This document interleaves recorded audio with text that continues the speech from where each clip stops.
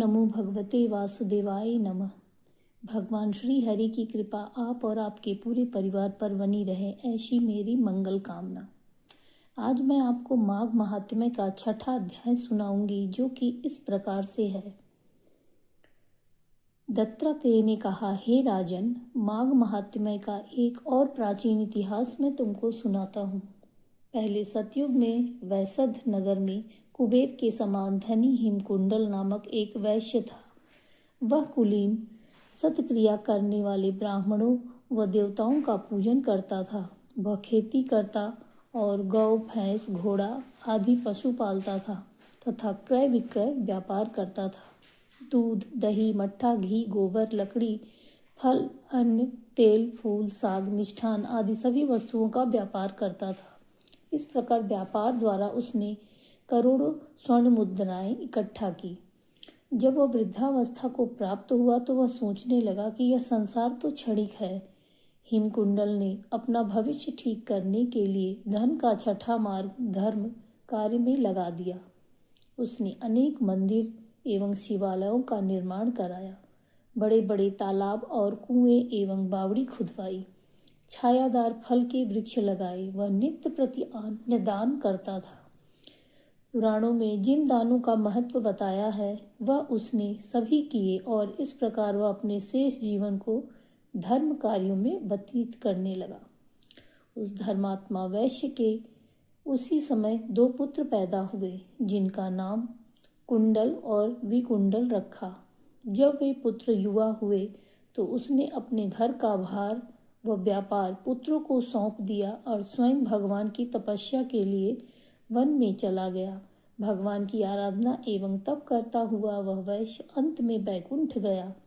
हे राजन, उसके दोनों पुत्र कुंडल और विकुंडल जब बड़े हुए तो पिता के अपार धन को देखकर अभिमानी हो गए। वे दुष्टों की संगत में पड़कर दुष्कर्म करने लगे, माता तथा गुरुजनों के वचन नहीं मानते थे और अधर्मी बन गए। वे गलत मार्ग पर चलते हुए पर स्त्रीगामी हुए। वे वैश्या एवं दुराचारी स्त्रियों के साथ हमेशा रहते। वे हर समय धूर्त, पतित और मक्कार पुरुषों से घिरे रहते थे। अच्छे कीमती वस्त्र धारण करते, चंदन, कस्तूरी आदि का तिलक लगाए, अपने ऐश्वर्य दिखाने के लिए मूल्यवान आभूषणों को धारण करते थे। उनकी सवारी में घोड़े, हाथी, रथ मौजूद रहते। हमेशा मदपान करते और मदमस्त हुए समस्त दिशाओं में घूमा करते थे।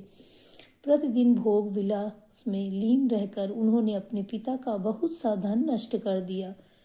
वैश्याओं और धूर्तों ने अवसर का लाभ उठाया। उन्होंने धीरे धीरे उनका सारा धन नष्ट कर दिया। इस प्रकार उनका सारा धन और वैभव नष्ट हो गया तो उनकी आंखें खुली। तब वे दुखी और परम दरिद्र हो गए और भय से व्याकुल होने लगे। धन नष्ट हो जाने पर मित्र, स्वजन और सेवक उनको छोड़कर चले गए। उनके साथी उनकी निंदा करने लगे। जब भूख से व्याकुल हो गए तो वे चोरी करने लगे। कर्जदारों के और राजभय से वह नगर छोड़कर वन में रहने लगे। वहां वे जानवरों का शिकार करके मांस खाने लगे। एक दिन वे पापी किसी पर्वत की ओर चले गए। वहां बड़े भाई को सिंह ने खा डाला। उसी दिन छोटे भाई को वन में सांप ने डस लिया। एक ही दिन उन दोनों की मृत्यु हो गई। तब यमदूत उन दोनों को बांधकर धर्मराज के पास पहुंचे और बोले, ये दोनों महापापी हैं, हम इनको ले आए हैं। जैसी आप आज्ञा दे वैसा ही इनके साथ व्यवहार किया जाए। तब यमराज ने चित्रगुप्त जी से उन दोनों का लेखा सुना और कहा, एक को महानरक में डाल दो और दूसरे को स्वर्ग में स्थान दो। यमराज की आज्ञा पाते ही दूतों ने कुंडल को महानरक में डाल दिया और विकुंडल से मधुर वाणी में कहा, आप स्वर्ग में पधार कर वहां के दिव्य सुखों का उपयोग करें। उन दूतों की बात को सुनकर विकुंडल संशय में रह गया। इस तरह माघ महात्म्य का ये छठा अध्याय संपूर्ण हुआ। कल की वीडियो में हम 7वां अध्याय सुनेंगे। जय श्री हरि, जय जय।